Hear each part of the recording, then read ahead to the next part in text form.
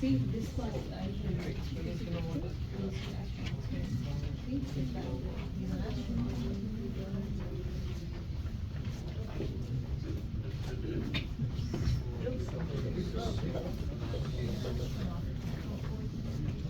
Please make sure to keep moving up to accommodate for any guests that are just now coming in. Thank y'all.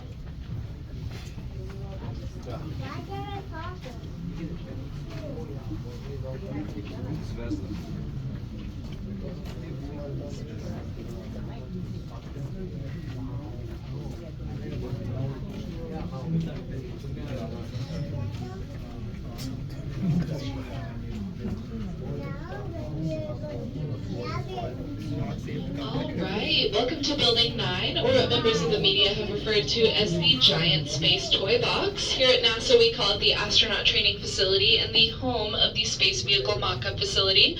But I will say Giant Space Toy Box is not too far off. This building houses mock-ups and models of spacecraft, robots, and training simulators.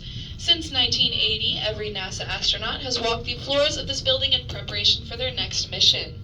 Their primary objective right now is updating hardware for our current space station missions, as well as preparing for the next generation of spaceflight, the Artemis program. We're going to start on the right-hand side of the building, over here where I'm pointing if you can see. So, these large white and gray cylinders that you see on the far right under the American flag and memorial patches are full-scale mock-ups of the International Space Station's modules. The modules that you see are a mixture of low, medium, and high-fidelity mock-ups. They're used to train the astronauts that will travel to the ISS in basic procedures and system familiarization. To understand the sheer size of the ISS, it measures about 356 feet or 109 meters, and that is roughly as long as an American football field.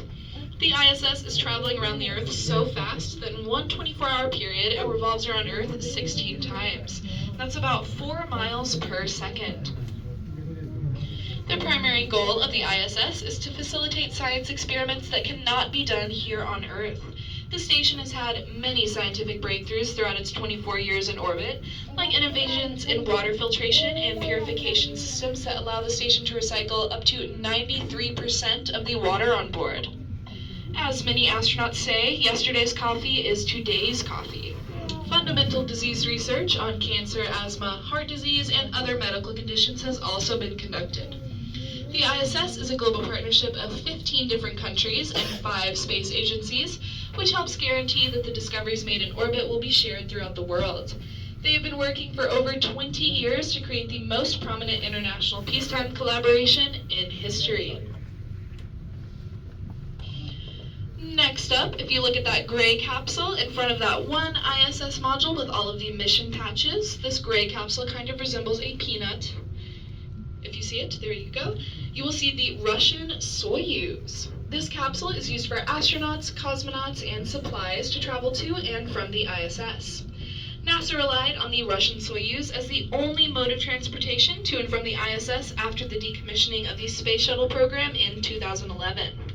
That is, until the launch of the SpaceX Falcon 9 rocket in 2020. This started NASA's Commercial Crew Program, and NASA's idea behind the Commercial Crew Program is to allow private companies like SpaceX, Boeing, Sierra Nevada, and others to collaborate in missions to the ISS.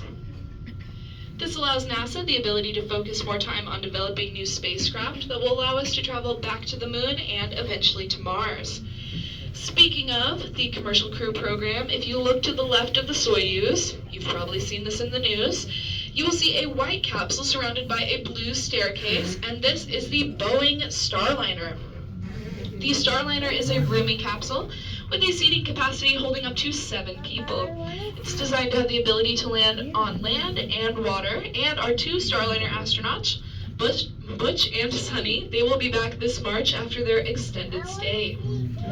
The next step in the world of space exploration is the Artemis program. The Artemis missions will help take humans back to the surface of the moon as close as 2026, and it will send humans further into space than ever before.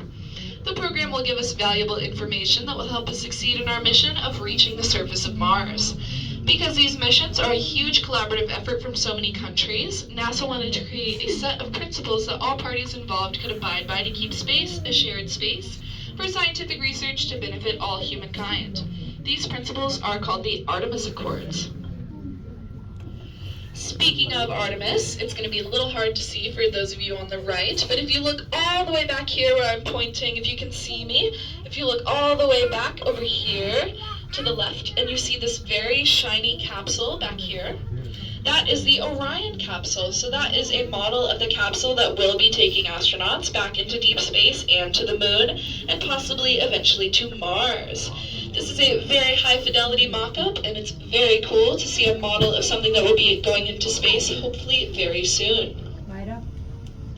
Next up, if you look at this blue H-like structure along the back wall, this is the 6 degree of freedom dynamic test system, and this is how we practice docking spacecrafts together on the ISS. So anytime a spacecraft comes to the ISS, they have some docking ports, and here we also have the same docking ports, and this is where astronauts get to practice docking to the ISS so that they can enter the ISS.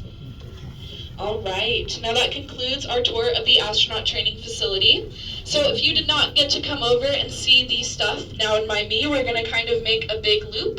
So you're going to come towards me, make a loop, and go back down the stairs that you came in on. So please make sure to get any last minute pictures and videos if you would like. And if you would like to, you can come down here near me and see more of the facility. Thank you.